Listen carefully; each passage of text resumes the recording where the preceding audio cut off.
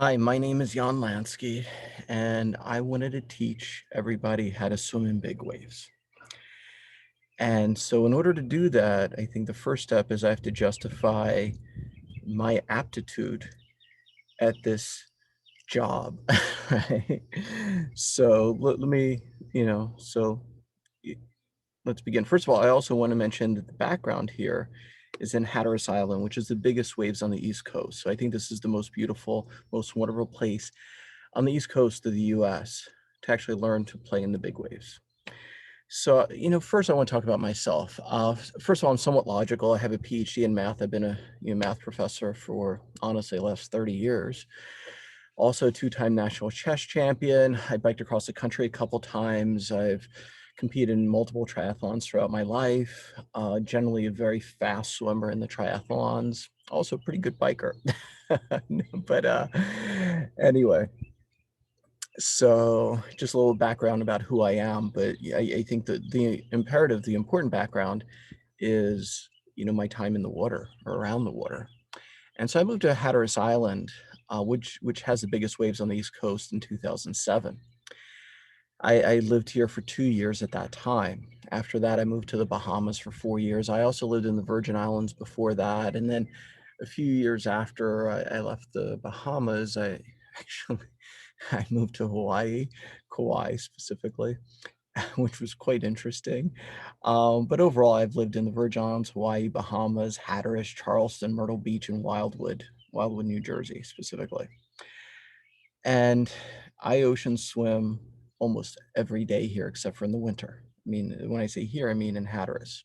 The same was true, in the Bahamas for 4 years, in the Virgin Islands, and yeah, I understand locals, people who live at the beach never go into the beach. It's kind of the weirdest thing.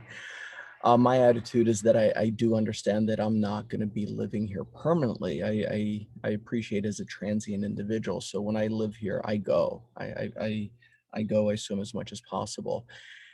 This past year, I swam into the first week of December. But November was really difficult for me, to be honest.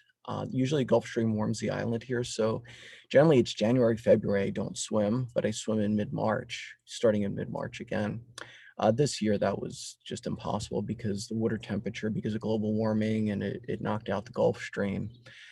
It got down to 44-degree water temperature in the middle of February, which is unprecedented. The average low is 64 degrees, so it's 20 degrees below normal. And I think the standard deviation was something like 3 degrees. So it was like crazy. I mean, it's like, 7 standard deviations away. What that means mathematically is that it's really not good, right? So the island was not being warmed as much as it normally does. So yeah, I ended up swimming at the end of April this year. So it was a month and a half off my normal schedule. But anyway, so a little bit of background of places I've lived and my swimming habits. And the reason I think I'm uniquely qualified to present this course, this lesson, this thing, is for two reasons. First of all, I'm an educator, and so I can explain things clearly, concisely, and properly. That's who I am inside. That's the way I speak. So I think that gives me you know, I have a skill, right, to share. In addition, for some reason, I do understand there's something not completely right with me. Um, I go swimming in every hurricane and tropical storm that's hit this island when I lived here. I did the same in the Bahamas, and honestly, I even went in a hurricane that passed through Hawaii. And, in all my years, I go to the beach almost every day, and nobody does what I do. I play in the big waves. I know it's dangerous. And I have a curiosity. I have an extreme curiosity. I want to learn how to get good at dealing with everything. And so I've yet to meet anybody that does what I do. And I've lived here, in Hatteras for an extended period, which is a great place to learn. Outside of Hatteras on the East Coast, it's going to be really hard to learn. I mean, Charleston gets big waves, but not as frequently. And, the Bahamas is just going to be impossible. I'll explain why later. You can't really learn too much. There's not much elevation change on the island, and honestly, off the island of Nassau, which is where I live, the depth is roughly 30 feet until you get into shore. It's pretty constant, so, you need some elevation change, in the water to actually generate these waves, right? That's how the forces are generated, both by the wind as well as, when you have a phenomenal, this wave motion that's moving, and you have an elevation change, it really curls and rolls. And when you don't have that, you have a very slight elevation change, you're not going to get big waves. And, so I can talk about, these places I've lived where the waves are, where the waves are not. I can tell you the waves in Hawaii were just absurd. Uniquely ridiculous. So let me talk about different places. First of all, in the Virgin Islands, I mostly swam on the western part of the island and the southern part. I taught at the University of Virgin Islands, and they had a little place right outside the university campus, like a little shower stall and everything, place to get changed. And so, I generally start my swims there. And I think it was Brewers Bay or Brewers Beach was right next to that portion of the campus. And I can tell you the waves were non-existent. And even on the western part of the island, which I used to kayak out there and do my swims as well, because it was just more fun and more interesting and more wildlife to learn about, there just wasn't that much. There are exceptions to what I just shared. I mean, and I'll talk about some of those exceptions. Um, but the Virgin Islands, specifically St. Thomas, was a very tame place, is what I would have to say. The Bahamas, as I mentioned, literally going swimming during, hurricanes in the Bahamas was nothing, literally nothing. I mean, the waves in some cases were just huge. There was one house out by Sandyport that would just get inundated with massive waves every time there was a big storm. And you look at it, you'd be like, wow, that looks really big. That looks really nasty. And you go in the water, there's just not any oomph there. There was very little, if anything. Even during Hurricane Sandy, which was the biggest storm I've ever lived through, it was just unbelievable. It just went into the Bahamas. And I actually was biking to a chess tournament through the eye of the storm. So it was completely calm. There was nothing. I was like, oh, this is great. You know what I mean? And then it stayed for like almost 2 days after that. It was like, what's going on with this storm? So I definitely understood Hurricane Sandy was a different type of a storm. I've never been in a storm that lasted that much time. But I can tell you, swimming during Hurricane Sandy in the Bahamas was not a big deal. Okay. There just wasn't much power to the water. Yeah, it looked a little scary, but looking scary is not a big deal. I hit some really big waves in Charleston, I'll admit, but it's few and far between relative to this island, Hatteras Island. Hatteras is a great place to learn. And I've swam in every hurricane tropical storm since, that I lived here. And I can tell you it was amazingly dangerous. The first time I remember going out during a hurricane, it was really funny. I went to the beach and I'm like, oh boy, this would be neat. And I still to this day don't understand what's wrong with me that makes me want to learn about these ridiculously dangerous things. But I remember going to the beach and I was there and there was a couple surfers with their surfboards. And so I was kind of excited. I'm like, hey guys, yeah, you going surfing? I'm gonna go swimming. And they're like, we don't think so. They're like, well, it's too big. We're not gonna go with this. And they had boards, you know what I mean? And I'm like, well, I'm going swimming. And I did. I did. And I remember that first time it was interesting. It was different. The minute I get in the water, and I learned how to get in the ocean, no matter how big the waves are, in my opinion, I believe it. I believe that to be a true statement. It may not be a true statement, but I believe it to be. And so I was able to get in. I got past the breakers and stuff. So I started chilling. I knew instantly that yes, I picked the point that I entered the ocean, but there was no way I was picking the point that I was departing. It was just too powerful. I could not do anything in the ocean that day. It was so strong. And so I knew what to do in such a scenario. You just relax. So I laid on my back, just, and I was just taking up the beach. It was actually the current was coming, well, the tropical storm was coming from the south. And so like The waves were coming from the south and the current was going north, and it just threw me up about a half mile north. And the island is not a flat, it's not like a piece of paper. It doesn't have an edge, like a perfect flat edge. The boundary of the island varies as you go up and down the island. And that affects the currents here. And it turns out it took me about a half mile up. I knew I didn't have the power capacity to get out. But the island began to curve at this one point, and the ocean said, "You get out here." And it literally, if I wanted to stay in, I couldn't stay in. It literally just threw me out of the ocean. I was like, wow, that was cool. So I ran down back a half mile, got back in, went for another ride. It was like a little roller coaster-ish kind of thing. It was kind of neat. So that was my first time, and that's when I began to learn, about the really big, powerful stuff. And yeah, so that was kind of unique. Let me also share another interesting story. So after that, I started swimming in a good number of tropical storms, hurricanes, all this stuff. And that day that I went, my first hurricane, I went on my own because I didn't know what was going to happen. I didn't know if I was going to be safe or not. So I didn't bring anybody with me because I honestly, I take the dogs to the beach every day. They run around off a leash, and I can't be swimming in a hurricane and not be able, round up my dogs. I mean, it's not going to work out too good, what I mean, for the dogs, not for me either. So the first time I went on my own, but then, I got comfortable. And there was a tropical storm was passing through, and the waves were just ginormous. And I got confident, I knew I could do it. I could do whatever at that point in time in my life. I have that confidence today too. And I remember I took the dogs, and it was a Frisco beach. I went to Frisco, which is in Cape Hatteras. It's on the southern part of Hatteras Island. That's one of my favorite beaches, honestly. I go to all of them on the southern part of the island, but that's definitely one of the more frequent ones that I visit. And I took the dogs to the beach, took their leashes, took them off, let them go do their thing, run around. And I remember this older couple, and they're looking at me, and they see me with goggles, and they see me, getting rid of leashes, and they see me taking my shirt off, stretching my arms. Yeah, I always stretch out before I go in.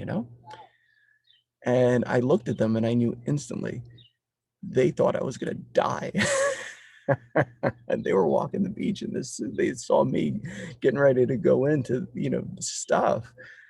They're like, we're gonna watch this, because they're like, this guy's probably gonna die today, and we're gonna we're gonna see this. This is entertainment, I guess, right? So their attitude. And I saw what they were doing. I was whatever, I didn't bother me.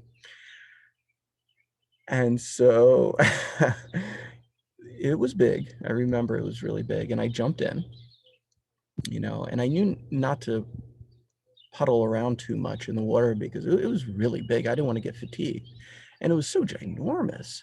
I was like, I better just go in and out today. Every day's different, the way I respond to the ocean on a daily basis is always unique. But that day, I just couldn't justify doing a normal swim past the breakers and stuff. It was just really huge. I was like, I think I'm just going in and out. And so, I got in, and I'll talk about how to get in safely, and I have different techniques I've used over the years. Before I was very youthful, more of a brute force and just, go, go, go. Now I'm like so slow and so cool. It's like got the old man technique going, and I can go in between. I also go pretty strong and pretty heavy sometimes. I did that the other day. It was pretty big. But I've learned to just go in slow motion and roll because, my new theme and part of the theme of this class is the fact that, if you think of yourself as separate from the ocean, I think it's a problem. The most recent conclusions I made, starting a couple years ago, is that my body is mainly made up of water. I am part of the ocean when I'm in the ocean. If I try to fight it, I understand that's not going to work out very well. So my goal at this point is to understand the flow and go with the flow. And it's so neat to not fight the ocean. When I was doing the stuff close to 15 years ago, trust me, I was fighting like the whole time. And I could do it. I mean, I learned some things, I had some strength, but that's not what this class is about. This class literally, is on my latest conclusions, And it's literally going with the flow. Understand you're made of water. You are the water that you're in, and to make sure to go with the flow. And really the point of this is also not to get people out swimming in the monster waves. Please don't misinterpret. I understand I'm the only one that does this. I mean, I've been doing this for so many years. I'm the only one. Like, there's never anybody else I've ever seen does anything even remotely close to what I do, ever. So, therefore, number one, I'm uniquely qualified, but number two, I don't need people doing this and dying. My point of this is just in case an accident does happen, I hope to teach you all the skills that you need to get out safely. The truth is, people die here all the time at this beach. Literally 2 days ago, I pulled a little girl out. I actually had 2 saves for the year so far. I saved 2 people out of the ocean. I'm not even a lifeguard, but I'm probably going to be one because it seems as though it's something I should be doing. And yeah, I mean, every year there are deaths. I remember one year a long time ago, essentially an entire family practically died. Like, one person was in the water, in the ocean, got sucked out, and somebody went in to get them and they got sucked out. And then the other, my recollection is 8 people died from one family, here in the Outer Banks. And that's just like, whoa, it's, this is a very dangerous place. There's no ifs, ands, or buts. I don't believe there's another place on the East Coast of the US that has the percentage or the frequency of deaths relative to the population of tourists, right? Because we're talking about tourists generally. Nobody lives here, you know what I mean? This island is kind of, no one, nobody lives here. Very, very, very small population here. So if you're going to make a proportion, you have to look at the proportion of tourists that visit, and the number of deaths relative to the tourists, I think is just off the charts here. There's a lot of people that come here and die on vacation. So the goal is this class is actually to mitigate that risk. No matter what happens with your friends or family, I'm going to try to teach you a way to give yourself a fighting chance. Because of the mistakes I made that I learned from, I pray and hope that you will not make those same mistakes. And so hopefully this will save a lot of people, but please do not misinterpret this as a step-by-step procedure to go out in the open ocean into a hurricane. This is essentially, if I can do hurricanes, the rationale is I can teach you how to get out of the ocean when it's really bad, not necessarily during a hurricane, okay? And that's the point of this course, this lecture, this thing that we're doing. So it's really, my intent is to save people. So, and if you're interested in playing, feel free to contact me. We can talk, if you want to learn to play, but I've yet to meet anybody who ever does what I do. So it's kind of weird. Let me talk about a few other things. Yeah, I had a situation where I almost died here in Hatteras once, and it wasn't even a tropical storm or a hurricane. Literally, I went in shock for a year and a half. It was it was just a nor'easter, and I went in at dusk. It was, which is just a horrible idea because I couldn't see the waves. And if you can't see the waves, you can't jump the waves. And if you can't jump the waves, you end up being in no man's land between the waves, which means you're going to get crushed by all the waves in sequence. If you get crushed by one, as soon as you pop up, you're going to get crushed again and again. So, and let me talk about that a little bit, so we'll stay on Hatteras and talk about, the one time I would honestly say I was very close to death. It took me about a year and a half to get over the irrational fear that I had. And yeah, I might still have some of that irrational fear, but I do have some wisdom as well. So I think I'm okay. You never know, right? Only when you get yourself in a bad situation do you understand how you're going to respond to it. Anyway, so I went out during dusk with the whole family, the dogs, the kids, the wife, and it was getting dark. It was, but I was like, I swim every day, so you got to go swimming, you know what I mean? So I went out, and I was like, man, this is weird. I can't really see the waves, and I usually jump the waves to ride them back in. On that note, let me mention, I want to make this a course on two things. First of all, swimming in big waves, and two, body surfing, because you have to body surf a little bit to get back in safely in the big waves.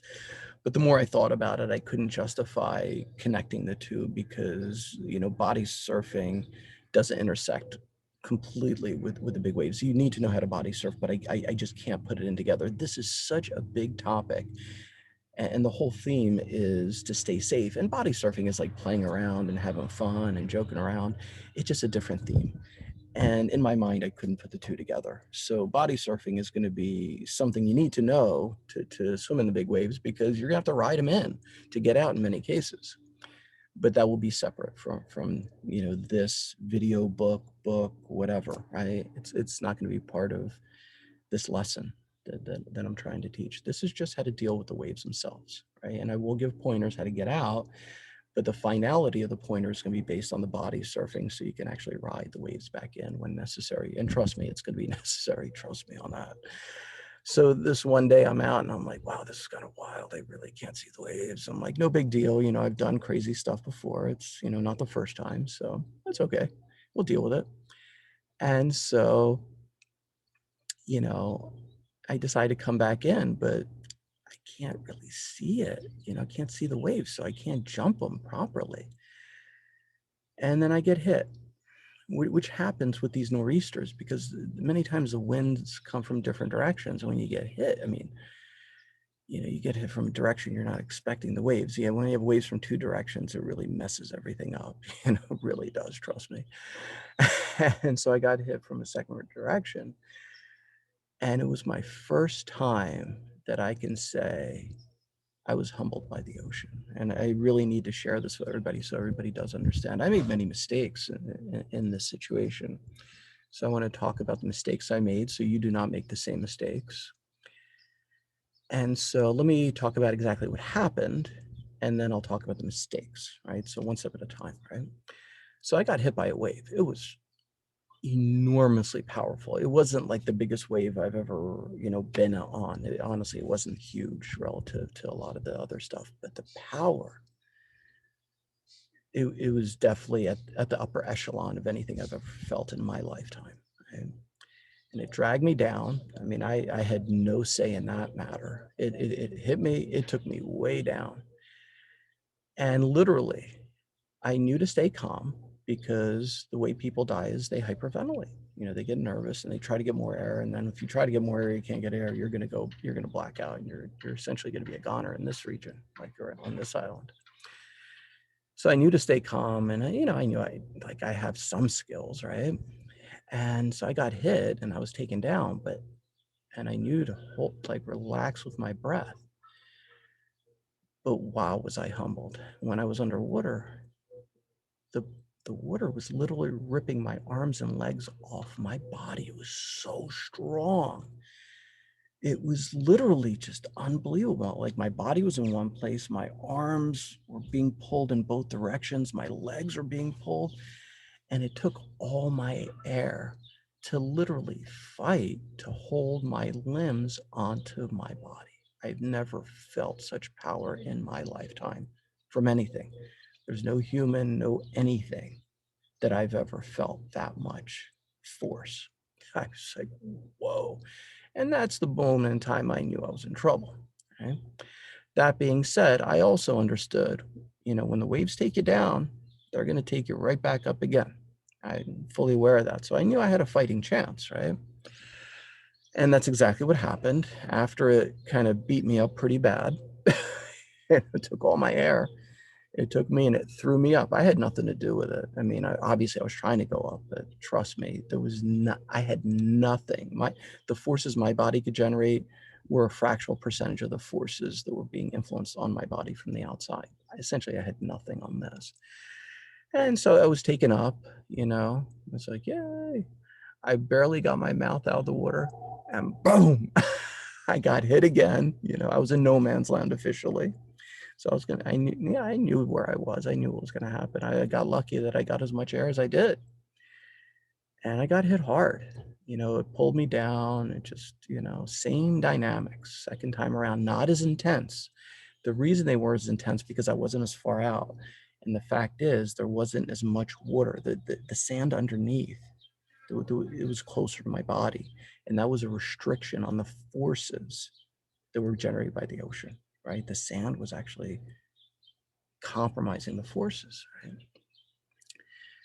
So I was thankful that it wasn't as intense, but I mean, I was definitely losing oxygen at a fast clip right there, you know?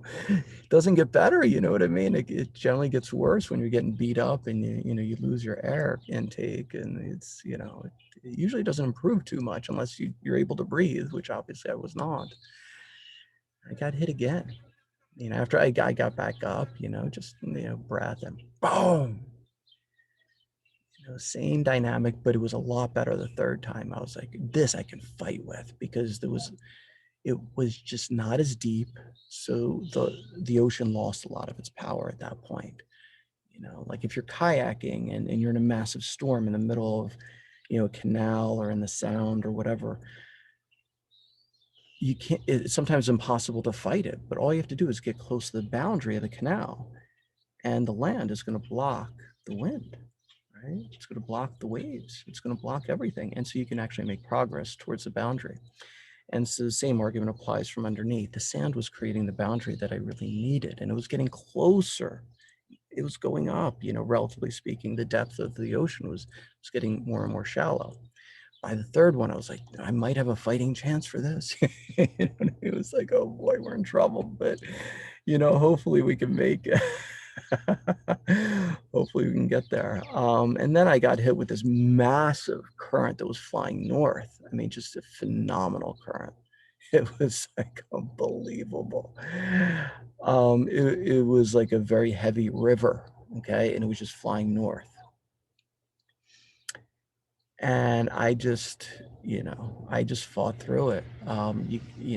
Essentially, you're not going to be able to walk through stuff like that when it's flowing at that intensity and that rate of speed. It's, going north like that. It was a nor'easter, so obviously it was flowing north. If you try to stand in such stuff, assuming, you can stand, you're going to get rocked, because when it's flowing at that rate of speed, you can't move your feet. You move your feet, you're going to lose your balance. You can't move. It's just so powerful. I've been through this many times. And if the waves are coming in, you're just going to get rocked one after another after another. Eventually, you're going to get fatigued and you're going to get yourself in trouble in that capacity as well. The only way to play with that kind of stuff is by floating on top and just trying to fight and create your own forces to get yourself out, because you're going north. I mean, when it's flowing that fast, you're going north. All you can do is kind of, I guess on this island, go northwest. I was definitely going north, but my arms and legs were getting me to go a little bit west, and I went just far enough west to make it out. And I remember when I got out of there, I was very, very far away from where I started. And my wife was with the kids. She was like, we were looking everywhere for you. What happened? And I was like, it wasn't good, And I literally was shaken up for a year and a half. Now I want to talk about exactly what I did wrong. This is what you need to know. First of all, when I got hit by the first wave, which just took everything out of me, right? Took almost all my fight. It was setting me up to give up. I kept my eyes open, which is just ridiculous. And when I say I had goggles, right? I always wear goggles. But if you notice, I'm a yoga instructor at this point in my life. You can't do yoga. You can't relax when your eyes are open. Your body, it's just your body's naturally a little more nervous when your eyes are open. The minute you close your eyes, it's just the world speaks to you better. You just relax better. I had my eyes open. I lost a lot right there. I did. If I would have kept my eyes closed, I would have been so much more relaxed. I would have been able to, fight for longer and tougher, just in case if necessary. But I did not. So if you get yourself in a bad situation, close your eyes to relax. Give yourself the capacity to fight for longer. Make sure it's a long fight. You don't give up soon. But, give yourself the opportunity to do what you can do stretch it out, give yourself more of a chance to get out of the situation. Number one is close your eyes. Number two, the forces that ripped my arms and legs away from the center of body were just unbelievable. I can't express it in words. It was like, I didn't know things like that existed. I didn't know the ocean was that strong. Never imagined. I don't know anyone who knows what I experienced. Okay, really. That being said, how can you mitigate that phenomenal power and force? Well, I can tell you one thing, leaving your arms dangling and your legs dangling away isn't going to help the matter. You twist your arms around each other around the center. Same with your legs, and get into the fetal position if you can. The fetal position is the most relaxing position in yoga. It's just, humans they love it. You put somebody, you know, into the position, and it's wonderful. And it has the advantage when you do a little twist with your hands, you are one. You are one. Your arms aren't going to go flailing, and you're not going to have to hold your breath. You're going to lose your breath based on your arms flying and dangling around. They're going to be one. That's the form your body needs to be in when you get yourself in really big doo-doo. Okay? If you get, rocked and stuff, give it a little twist. The twist, will lock everything, like a little twist with the arms and also legs. And the fetal position is just a dream. It's just, wow. You close your eyes, you get in that position, you're gonna have a lot more fight in you for a lot longer. That's what I can say. Okay. But even if you can't get into the fetal, just twisting your arms around each other. Like if my arms are like this, hello, like I would have saved so much energy, right? I could have fought longer, harder, and given myself a better chance to get out of it. I did get out of it. I want everybody to understand I'm here, right? But I did make mistakes. And if something a little bit worse would have happened, I might not have made it out of it. And these little things that you do are the difference between surviving and not. And when you have, a current that's flowing either north or south, that's, not allowing you to get out, there's no way walking is going to work. Okay. And I can say this because the day after that situation happened, I was at the beach, and it was still pretty rough that day, the next day. And I just put my feet in, and I was like, whoa, this is really powerful. And I talked to a fisherman. I was like, yeah, it's pretty strong today. And he told me, it was really funny. He's like, yeah, I went in with a rope, and my friends were barely able to pull me out yesterday with the rope. I barely wasn't able to make it. And I said, oh, that's funny. I said, I went in yesterday without a rope. I barely got out. I remember him looking at me. He's like, how did you get out of the ocean? I said, I just did. I found a way. He was like, that was like impossible. I said, I know. It was. That was a special day. And I ended up talking to a gentleman who works on the island. He saving people. I don't even know, some kind of ambulance, beach ambulance. I don't even know what they call it, to be honest with you. I told him what I did. He got so mad at me at the gym. He's like, it's people like you who put my life at risk. I was like, man, you would have never had to worry about me. But he knew what I got into that day. He was like, that was insane. It's like, turns out the hurricanes were a lot easier. I didn't know. It's just not the name storms. You have to be careful of everything. And these nor'easters, I mean, when the hurricanes come in, honestly, they're also bringing, the current into shore. So like, they're pushing you inwards. The nor'easters, when they come, they just take it north. So you're kind of screwed. You have to get out eventually. You're going to have to fight that. So you have to be very, very, very careful, where you're entering. I'll talk about, when to enter the ocean, how to, how to evaluate everything. I don't just go jumping in. I actually scientifically try to understand what I'm getting into before I get into it. I look at options, where I'm getting out, how I'm getting it out.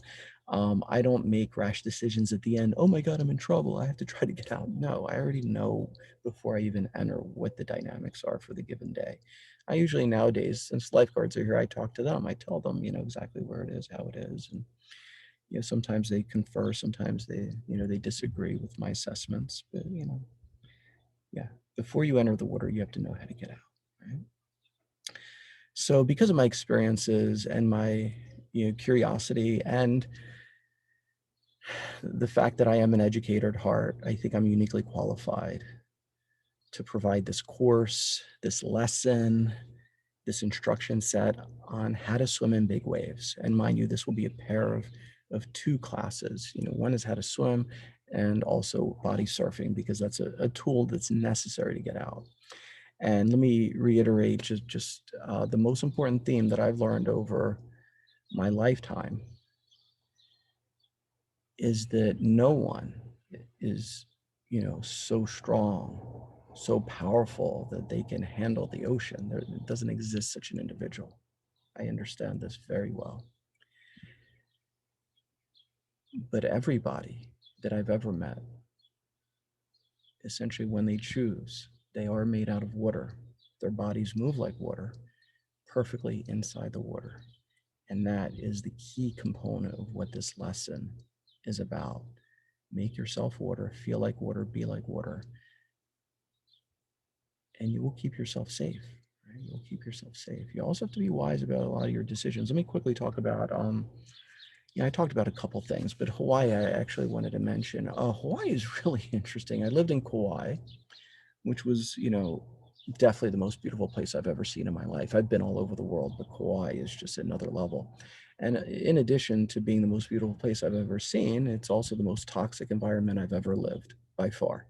It's it's a combination on both sides, right? And soon after I got there, they really don't get too many hurricanes in Hawaii. It just doesn't happen. But when I got there, like within a couple weeks, honestly, I think it was like within 10 days, there's a hurricane that passed very close to the island. And so I'm licking my chops. I'm like, hey, I'm good at this stuff. I know how to do this stuff. And I remember going to this beach. I didn't even know the beaches at the time because I just arrived on island. So I didn't know, which beach was what. And then thank God I was on the eastern part of the island, because if I was on the western part of the island, I'd be somewhere out in the South Pacific. I mean, the currents out there just take you out. I'll talk about that a bit later. But yeah, thank God I went at a beach between Kapa'a and Lahui. I kind of do know the beach. I mean, I don't know the name of it, but I remember where I went. But at that time, I was just randomly picking beaches, when you just arrive somewhere. And so I met some campers and stuff, or, some tailgaters who were camping at the beach. It's kind of, it's kind of normal in Hawaii.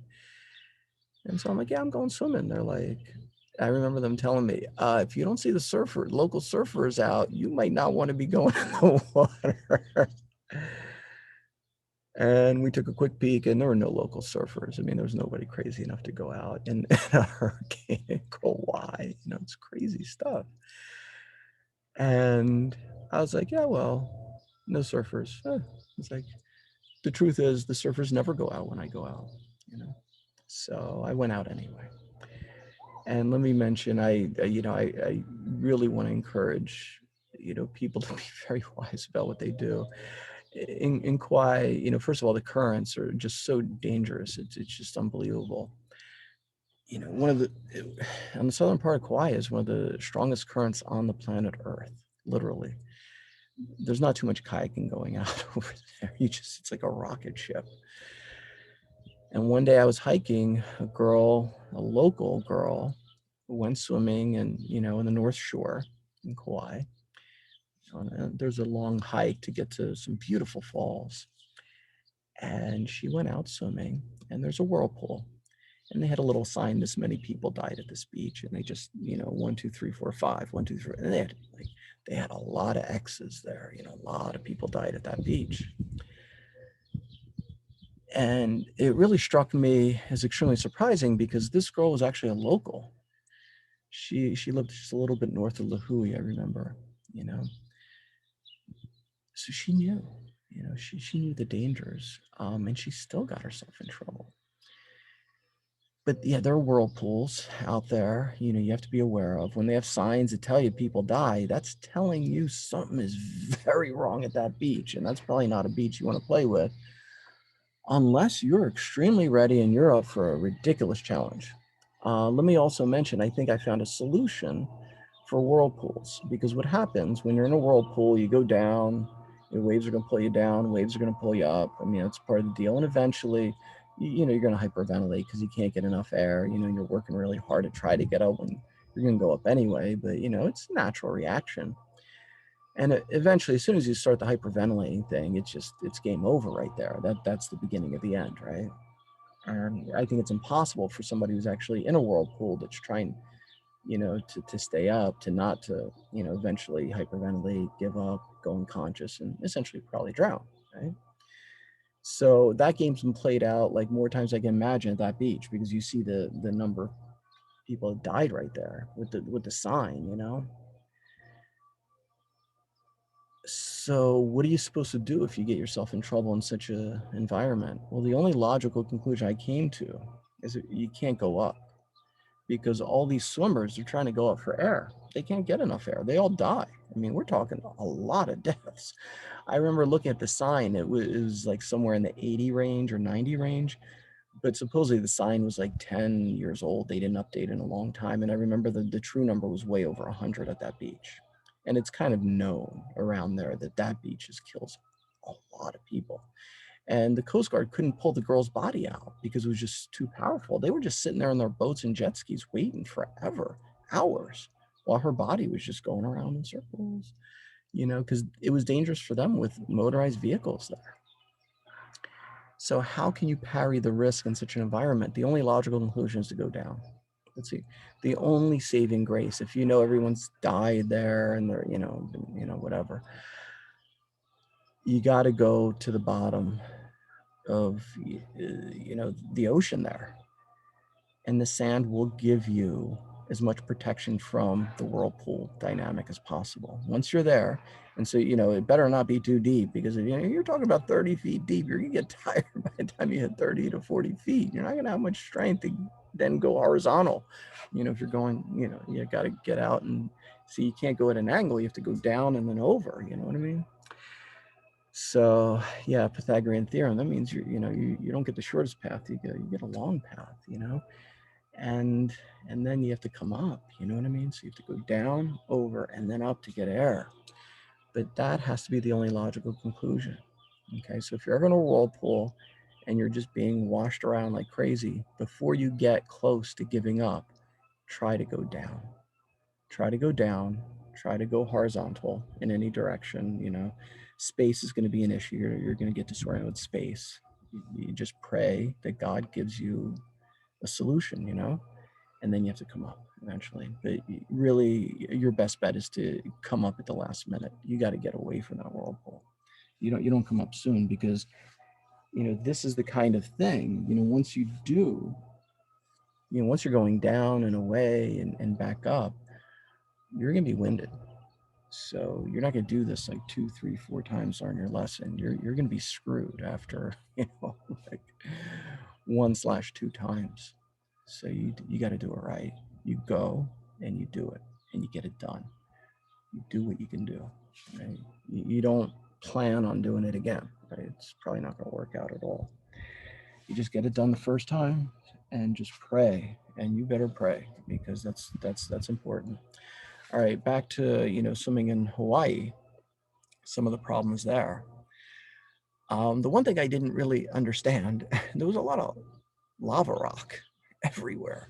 So I picked a good place where I could get in without too much, with some sand, which is great. However, as always, you get to pick the point that you enter the ocean, but the ocean's going to tell you where you leave in almost all, most cases, not all cases. It's going to have a say in all cases.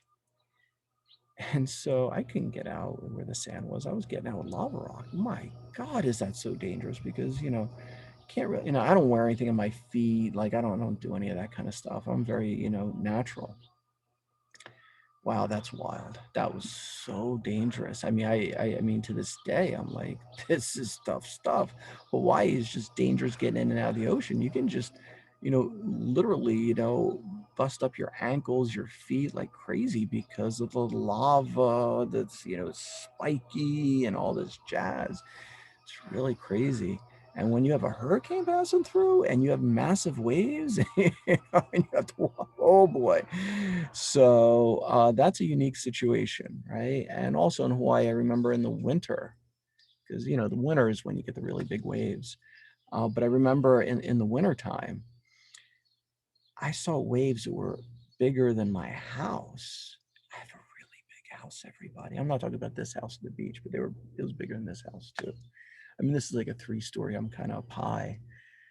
Um, but the waves were so ginormous. I remember thinking, I'm like, I don't even know how to begin to play. Right? What are you gonna do? Jump on this? And you know, it's like crazy. And they were so big and they were just coming down almost vertical, you know, which is just insane because you know, you just get, you know, wow, you just get walloped. I'm just saying if there's a horizontal component, you can ride a massive wave. But when they just like come in and just slam, what are you going to do with that? Right. I mean, I remember the North Shore. I was like, this is just crazy. You know, there was nobody surfing and that stuff, everybody. I mean, and there was obviously nobody swimming because I think if you're going to go swimming in that kind of stuff, when the waves are that big and they come down almost vertical and they just, it's like a bomb explodes when they come down. There's a reef underneath of it, which, you know, it gets body slammed into. People who are silly enough to try that are probably just going to die real quick. You're probably not going to get a second chance on that. You know, I'd like to take that back. I don't think so. Right? I don't know about that one. So yeah, but in Hawaii, you know, in the North Shore in the wintertime, I just didn't even know how to begin to play. I was like, whoa, what is this? It was like a joke. It's like, yeah, I could do big waves. I could do big waves. I'm like,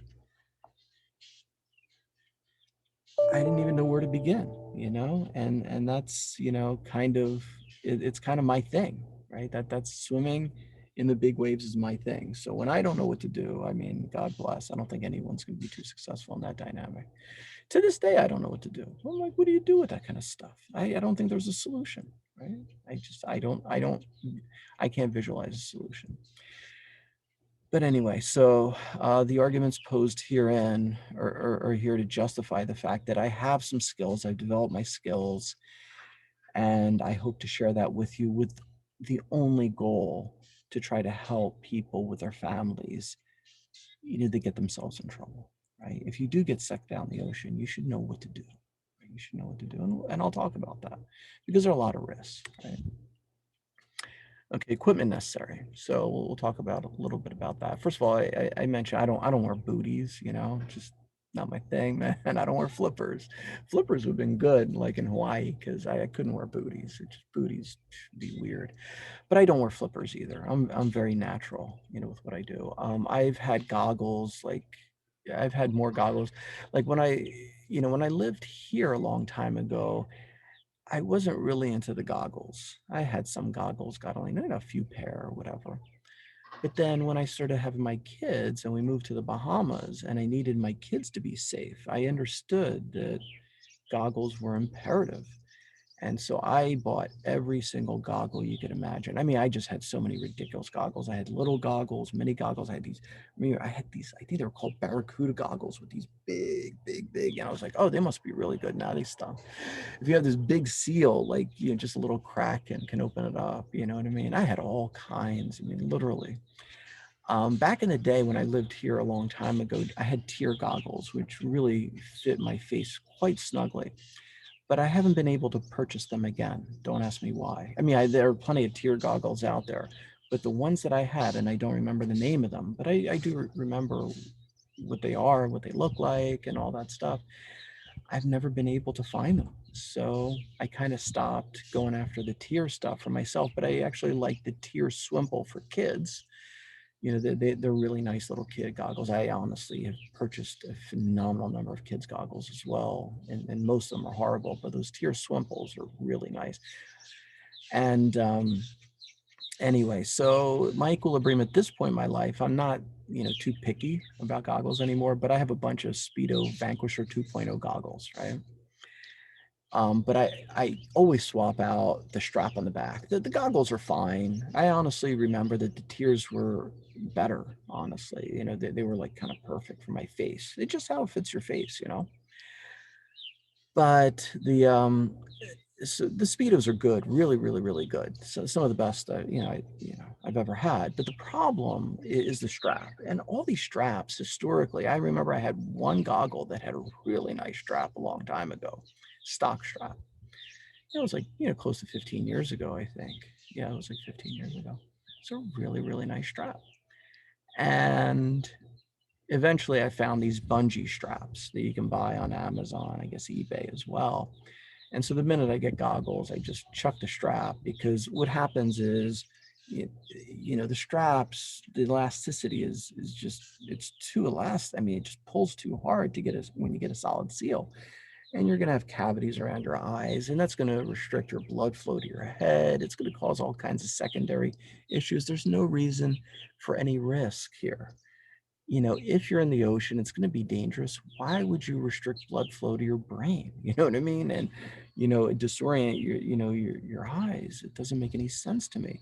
So these bungee straps are perfect because they're not overbearingly powerful. You just put them on, get some water on the goggles, and then you push them against your face. The water is necessary to actually create the seal, right? So, and that's part of the deal. Every once in a while I put some like cooking oil on the goggles, because otherwise the salt dries it out and you can't really see inside of them.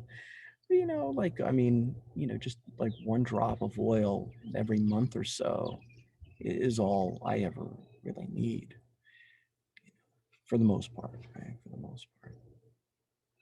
But the bungee straps are really essential in my opinion. So you need a good goggle, and you need a really good strap with that goggle, right?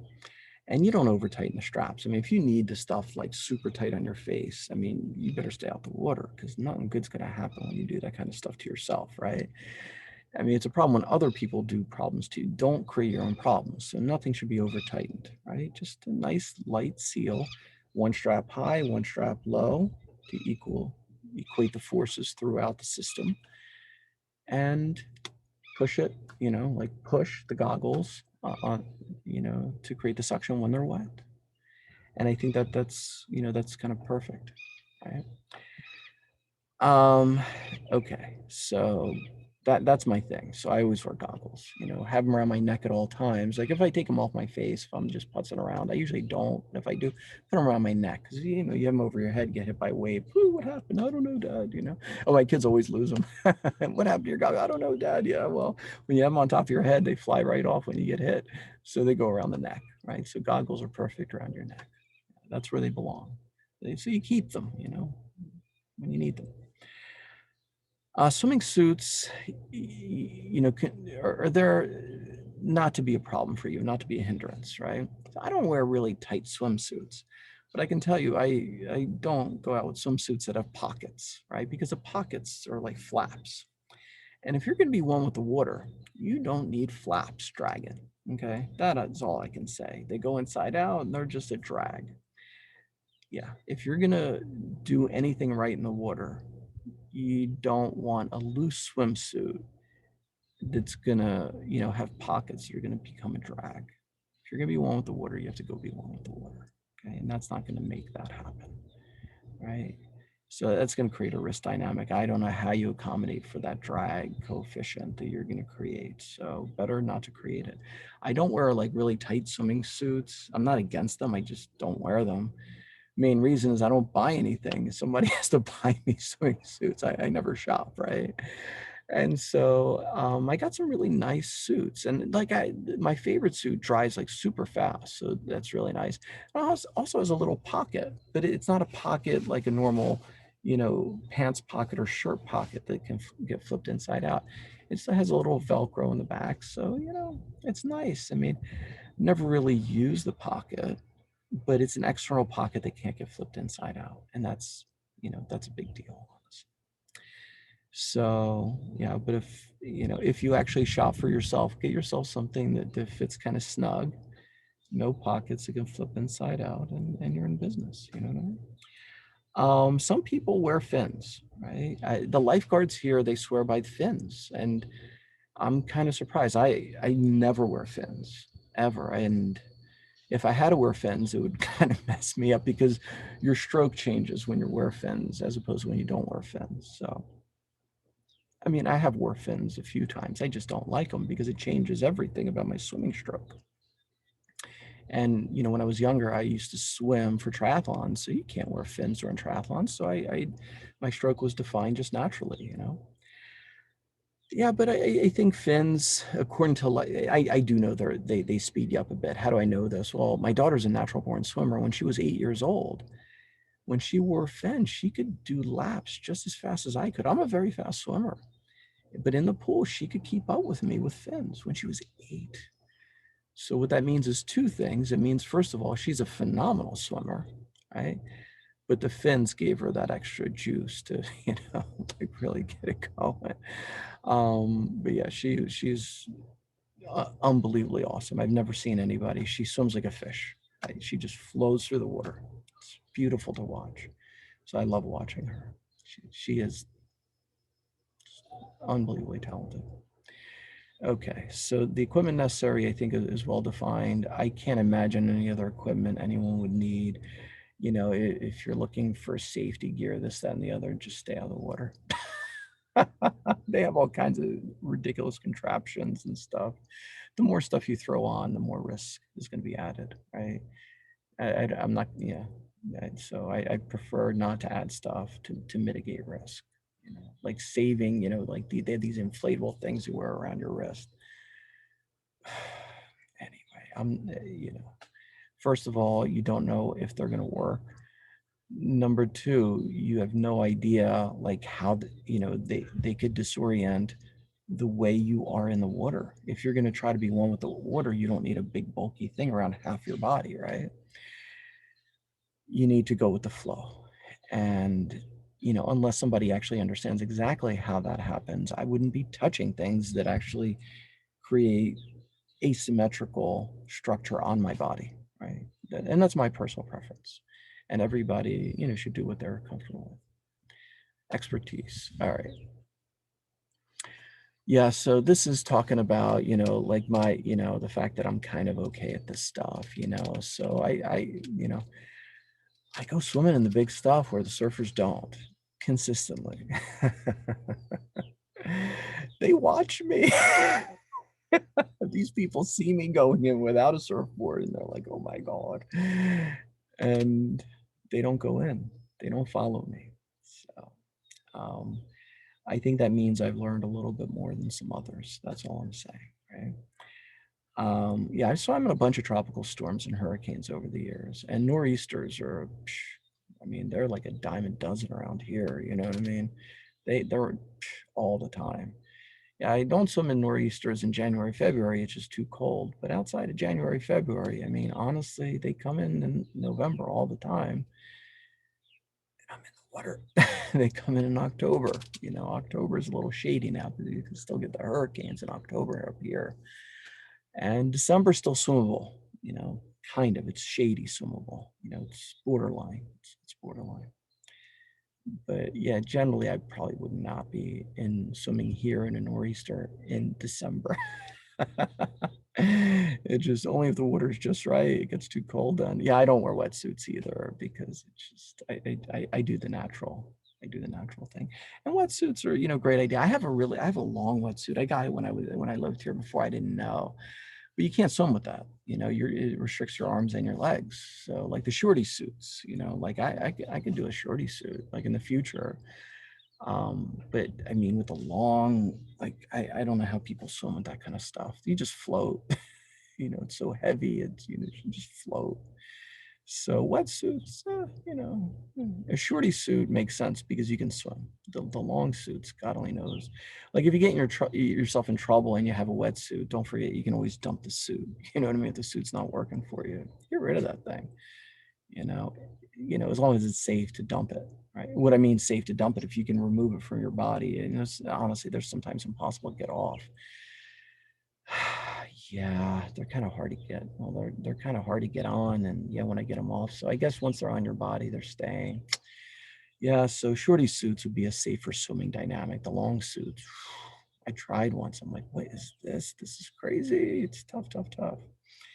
Anyway, so Yeah, but I think at the end of the day, what I have is curiosity and I don't have that much fear. And when you have those two dynamics, you learn a lot. It's the fear that keeps people from learning. Oh, let me also tell you something really neat. About like 3 weeks ago, the waves are just ginormous here. It was ridiculous. And everybody was really scared, and there's a bunch of sandbars and stuff, so you get to pick the waves you want. You can go past the first sandbar, second sandbar, third sandbar.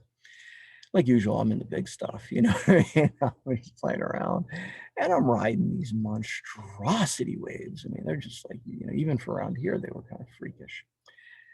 And normally a person would get hit one or two of them, probably like, that's enough. No, I stayed out for a while that day. I remember I came in and this little kid comes up to me. He's like, "Are you Aquaman?" And I told him exactly what I thought. First of all, I said, "No, I'm not Aquaman." But I said, "I'm not scared. I understand this is a challenge. And my job that day was to learn how to go with the flow, you know, because there's a different flow when the waves are just ridiculously ginormous. It's not normal.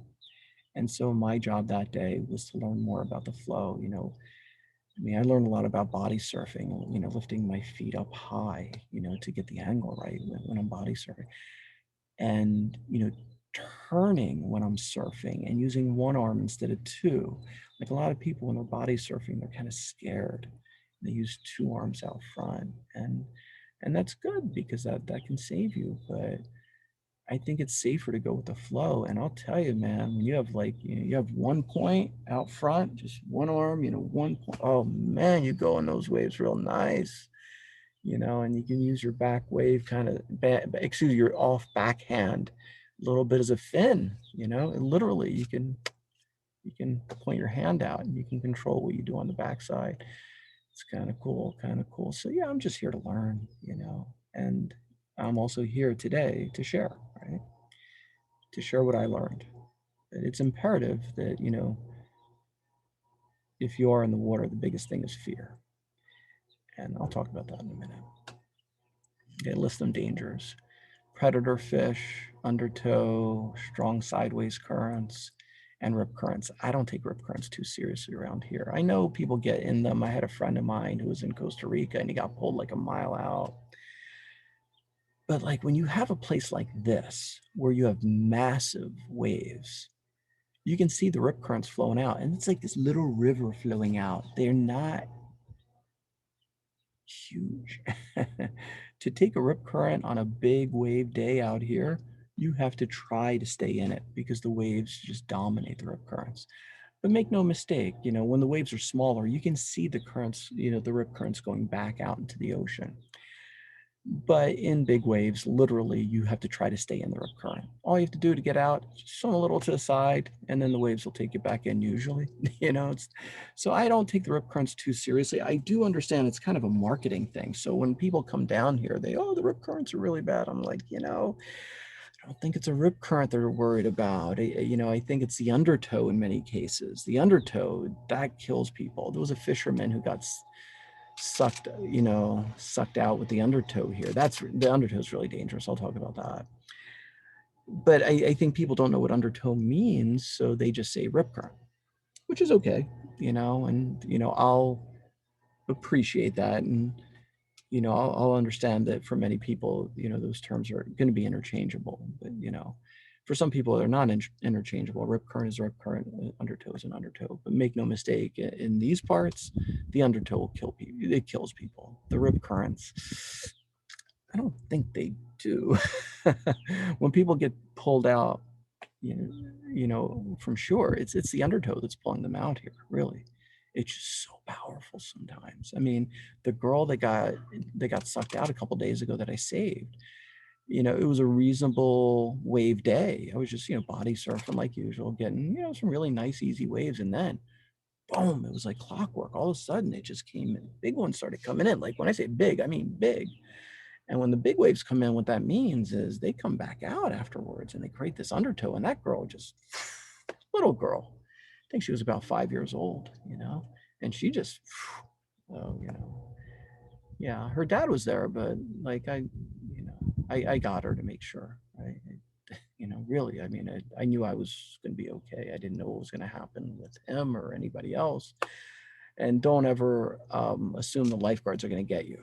Okay, we'll talk about that later. But I've hung out with these lifeguards, and some of these are really good, honorable, like warriors, is what I would say.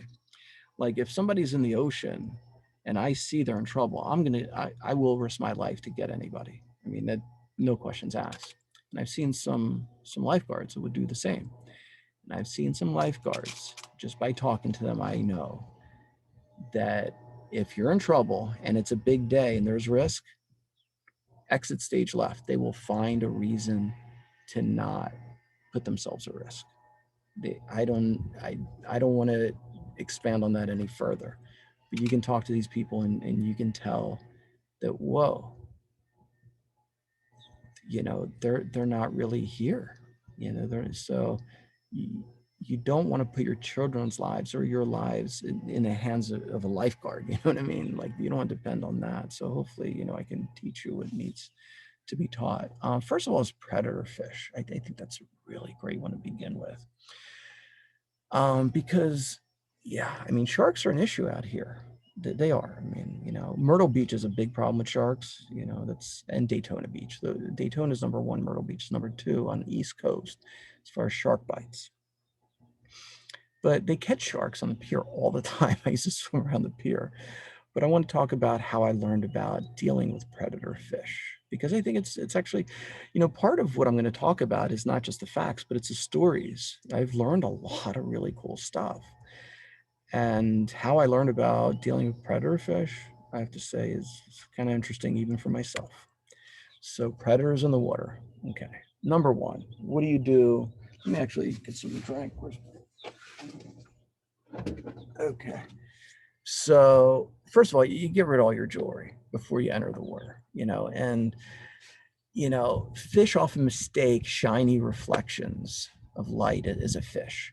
So, you know, if you have, you know, an earring or, you know, diamond earring, it's, you know, you can get attacked. Okay. You know, even triggerfish, triggerfish are really, you know, beautiful and stuff, but they're actually kind of violent. They're kind of rough. Like talking to the guys in the aquariums, they're like the triggerfish are the most violent fish they have, and they're like so pretty. You know, it's kind of weird. Um, you know, one guy told me he almost lost an ear. Triggerfish attack. It's like the friendliest looking fish you'll ever get to see. Almost, you know, took his ear off. Kind of strange. But you know, if you have, you know, shiny stuff on your nails, you know, either, you know, hands or feet, that's a big deal. You got to get rid of that stuff. You can't have reflective stuff. And I think girls put like reflective stuff even on their face, you know, like, you know, just I know my daughter did that. You can't have that stuff in the ocean. The ocean is made for you as you know, just to play. And you don't need to look different than, you know, as God made you is the way you're supposed to play, right? To minimize your risk. When you start, you know, putting reflective stuff on your body, watches, I have cheap watches. I don't have nice watches like LCD, like Timex crap, you know. I don't think they reflect. I still don't wear them. And I don't even have a watch anymore. I stopped wearing watches like 4 or 5 years ago. But even when I used to swim every day and I used to wear watches, even the LCD watches I never took into the water. I don't think they reflect, but it was irrelevant to me. There was no reason for the risk, right? I didn't need the watch in the water.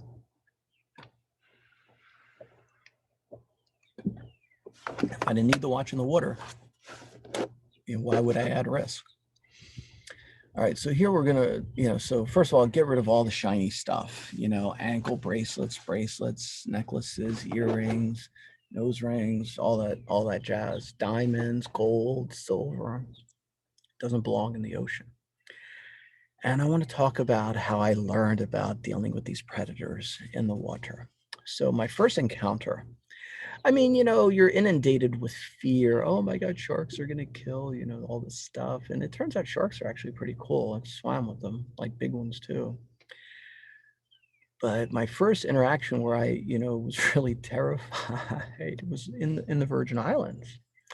And let me first of all tell you that barracuda are different all over the world, And the Southern Caribbean, they have these barracuda. They have fangs that stick out their mouth, like four fangs. It's like this big, these massive fang teeth. And I'll be honest with you, in my entire life, I don't know that I've ever seen anything scarier than the Southern Caribbean barracuda, like a big one, you know what I mean?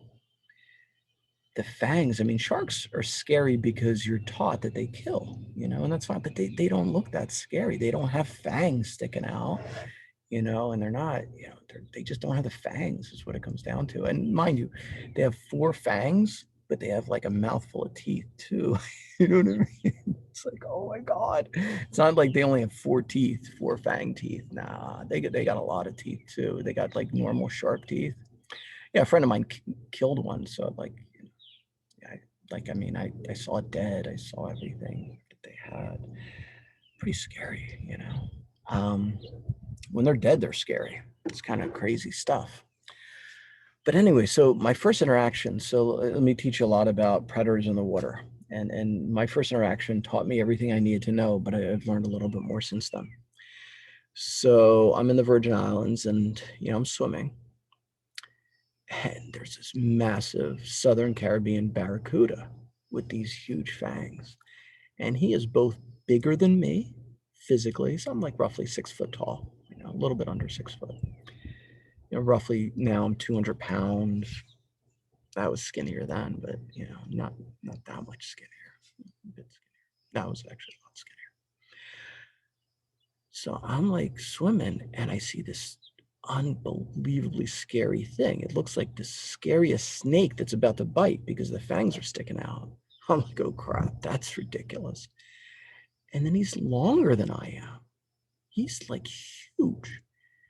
And right, to top it off, he's thicker than me. I mean, this thing is just huge. I'm like, whoa. I just look at him and I remember telling myself, I'm like, I think this is the scariest thing I've ever seen in my life.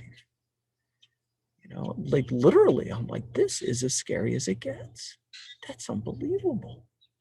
This thing is like, and I'm like, well, today's probably not the day for me to go all the way to the other end. I used to swim from the university area over to this rock and back. It was a pretty long swim, like a half-hour swim or so.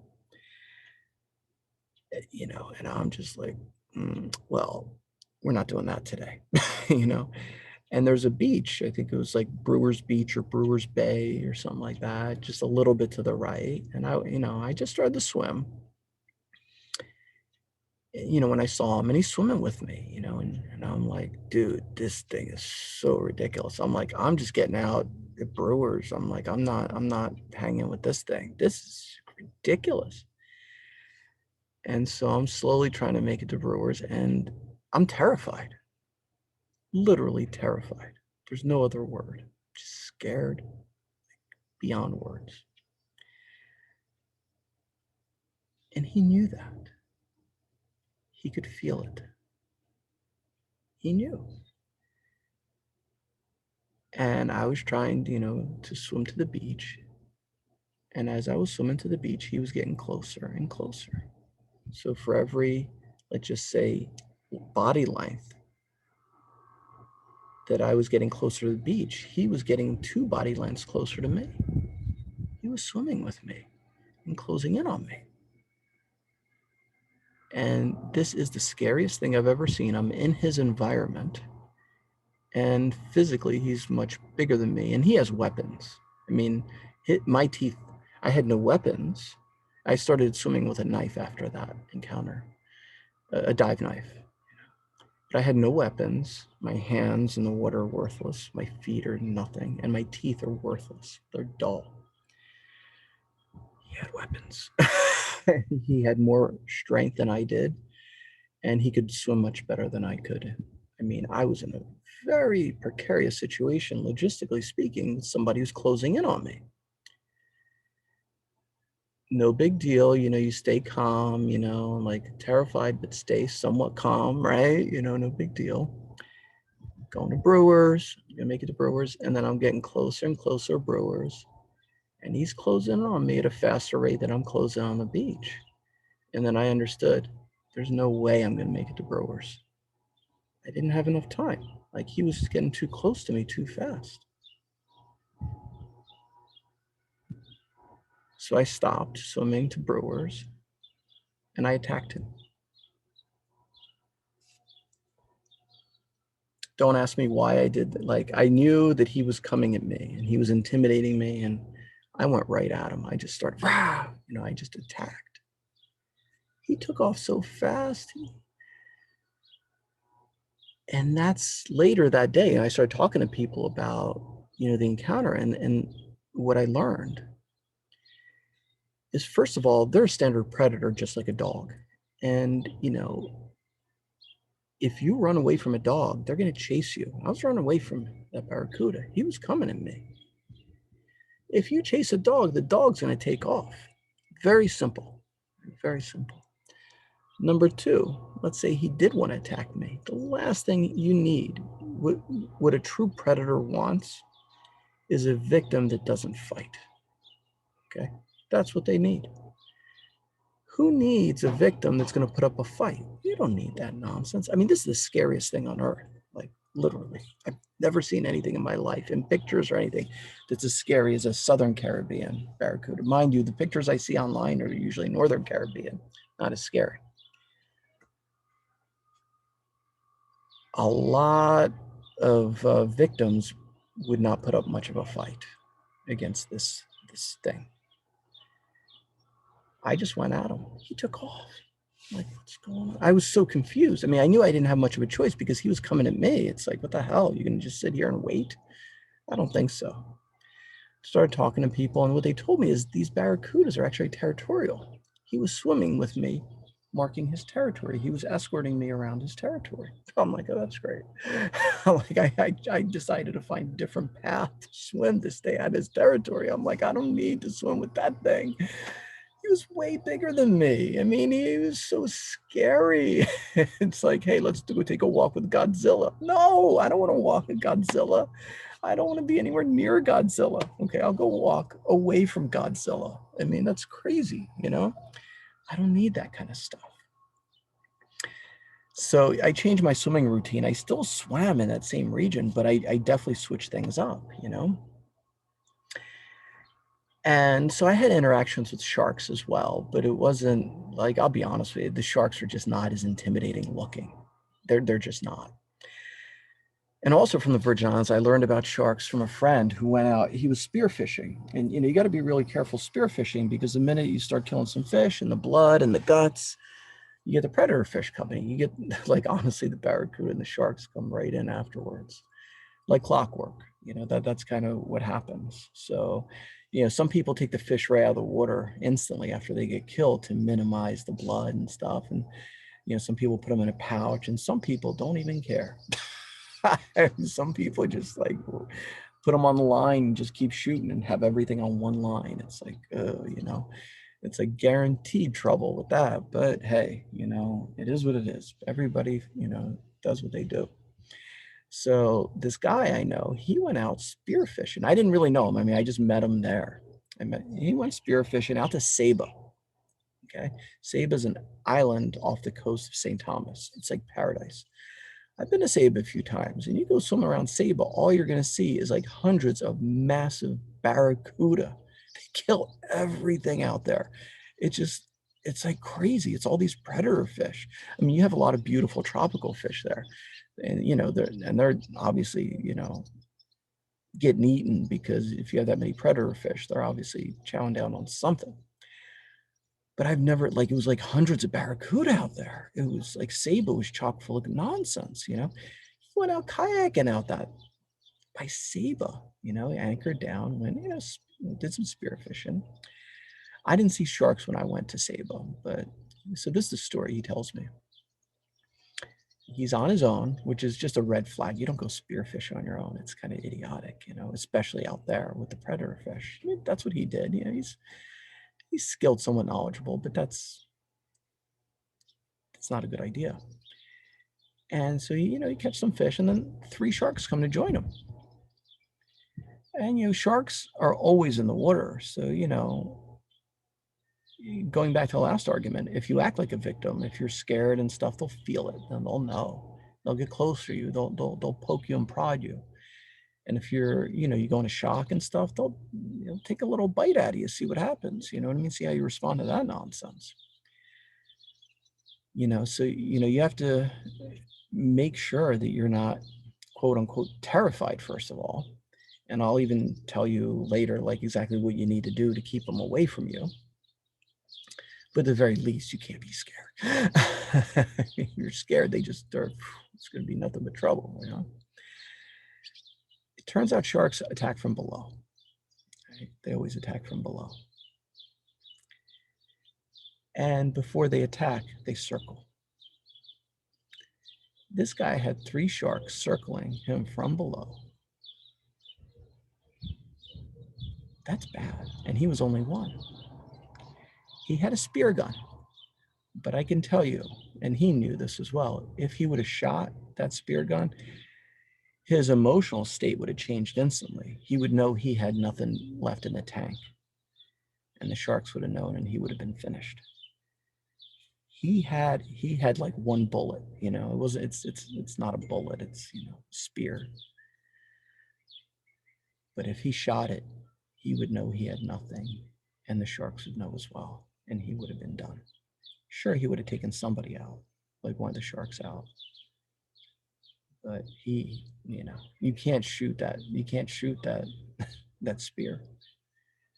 You hold it just to keep your mind clear that you have a weapon, so they'll know there's something going on. Because the minute you don't have a weapon, and it's going to change the dynamics of the interaction tremendously. So he kept that spear on. They were circling from below. And also, let me add, one was a tiger shark. And the 2 most aggressive sharks were tiger sharks and hammerhead sharks. And I can tell you, hammerheads, like I lived in the Bahamas, and they had them in Atlantis. Those things are always on the prowl. They're like, everything's in the aquarium, massive aquarium, and everything's kind of cool except for those freaking hammerheads. They're just constantly hunting, like day, night, it's like unbelievable. They're terrorizing everything in the tank. It was wild. Like, yeah, so the hammerheads, they weren't ever chill. They were a unique kind of shark. It was obvious from seeing them, And I actually was out swimming with one in the Virgin Islands too, but it was a small one, so I wasn't worried. I'm talking about hammerheads specifically. Okay. So anyway, but the tiger sharks and the hammerheads, they're the rough ones, honestly. They're hyper aggressive. And one of the sharks that was circling from below was a tiger shark. So he did what was the wisest thing. There are 3 weaknesses, they say, on a shark: the nose, the snout, the gills, and the eyes. And you take what you can get as far as weaknesses go. You just take whatever you can get, whatever you can attack on those 3, you attack it. The eyes are, I think, a last gasp because it's such a small region. Like, if you just miss the eye, you might be screwed. The gills are a lot bigger, you know what I mean? And the snout is a bigger surface area, so clearly. And so what he did with his spear gun is he hit their nose or snout with the spear gun as they were circling him. And eventually they broke formation and they left because they knew that he knew he had a weapon. And one of them was going to get hit. He wasn't scared. He wasn't terrified. He knew he had something in the tank. If he would have shot that spear, I don't think I would have talked to him. But yeah, it was funny. He came back and he told the story, and his wife was like, oh, yeah, he's good. He knows how to deal with the stuff. That dude was so terrified. He's like, I'm not going out saving. He knew how risky that was. He got very lucky that day. And I think the safety was part, in his mind, because, he announced to the sharks are very intuitive. These predator fish are very intuitive. And I can tell you how I know this. when I was in the Bahamas, I had many interactions with barracuda. And eventually there was one barracuda, but they're not the same, like in the Southern Caribbean, these big ones, if you have an interaction with one of those, you lose an arm, a leg, or a life. In the Northern Caribbean, worst case, you're going to lose a finger or a toe or thumb would be, like as bad as it could get. I mean, these, that would be worst case scenario, those things are nowhere near the size, and they don't have the fangs. They just have sharp teeth, and the fact that they don't have that much size and mass means they're probably not going to mess with somebody that's physically way bigger than they are, So yeah, and the water's so clear in the Bahamas because it's so shallow universally. Like you go out to the Virgin Islands, you get depths of 200 feet just offshore in some places, so it gets dark. The Bahamas is like 30 feet all the way out as far as you want to go. So it's very clear because it's so shallow.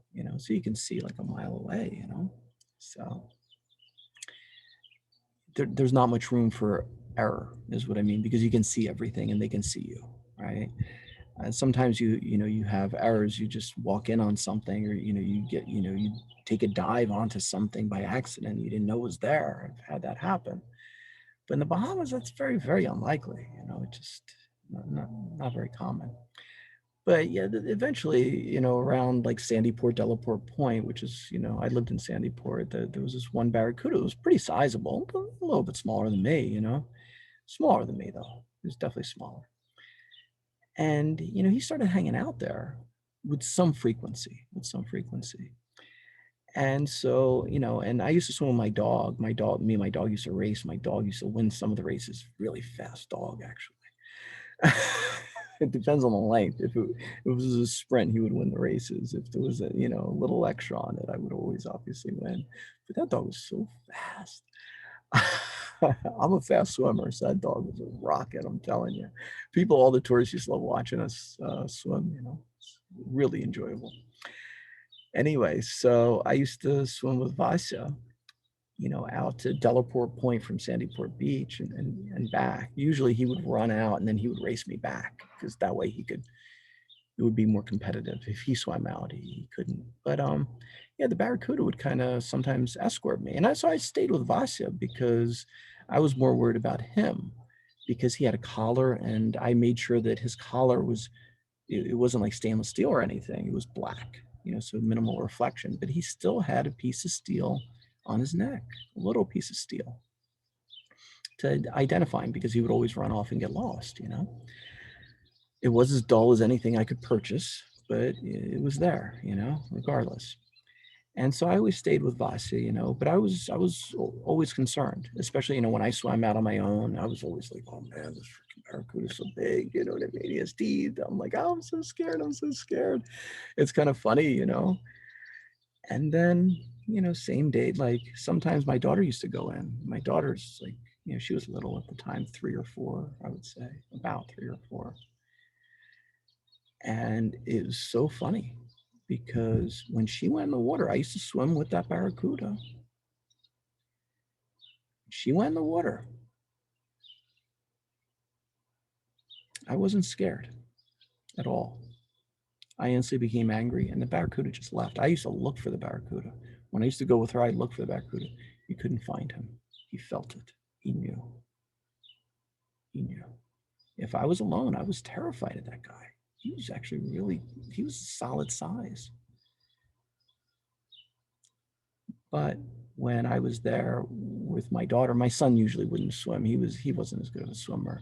He would like stay on my back and stuff. He wouldn't be independent of me. But my daughter, she'd swim a little bit beside me and stuff. Yeah, when she was there, that barracuda knew to take a hike. They know, they feel it. And I've swam with 12-foot sharks in the open ocean before while spearing. But they know, like if you're holding a spear gun, they know. If you don't have a spear gun, they'll know too. That's when you're gonna get poked and prodded. So why is this stuff important? Well, the barracuda argument was just to teach you about predator fish, but the sharks are everywhere, especially around here. And sharks are very relevant around here in Hatteras because they have piers where they catch the sharks. And I used to swim around the piers. It was so funny. One of my friends like, yeah, I caught sharks on the same pier. You were swimming right around the pier. And I never realized that. So I started, because they have bait, they bring in bait for the sharks. So I started, kind of avoiding, where the fishermen go on purpose because I don't need to swim in an area where they're bringing in the predator fish, which are, going to be problematic for me. But, the sharks come in to feed at night, after, 6 is what they say. So, you come during the day and, play around. Don't be scared. No shiny stuff. And don't worry. And, fight like hell if anything happens and you'll be okay. But I have interacted with a lot of these predator fish, mostly barracuda, because they're like ridiculously territorial. But I've actually swam in the open ocean with sharks on many occasions as well. But yeah, thankfully they don't bother me. I don't bother them. So undertow, this is a problem here. People don't really understand this. People think like rip currents are a problem. It's like not exactly. Undertows are a problem. At least around here.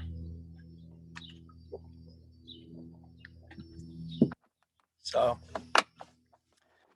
yeah, when you get the big waves, what happens is the waves come back out. They come in real strong and then they pull back out. It makes it almost impossible to get out if you're going to walk. I mean, you just can't walk. So it's like quicksand. You're just going to get beat up because the phenomenal power of these waves pulling back into the ocean is second to none. And there's some places where, this island is changing at a phenomenal rate. But I used to live in Avon a long time ago. And I just went to Avon Beach, like 3-4 days ago, something like that. I'm not sure. And well, there used to be 2 sets of dunes, massive dunes. They're all gone. But the thing that really surprised me is there's a phenomenal slope where the waves break onto the beach. Okay, let's talk about that real quick.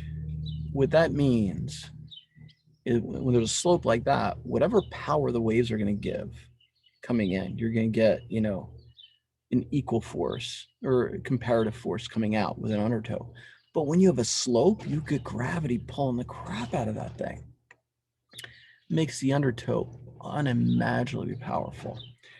So I don't know what's going on in Avon, but I talked to a lifeguard after that day. I'm like, I didn't know it was like that bad.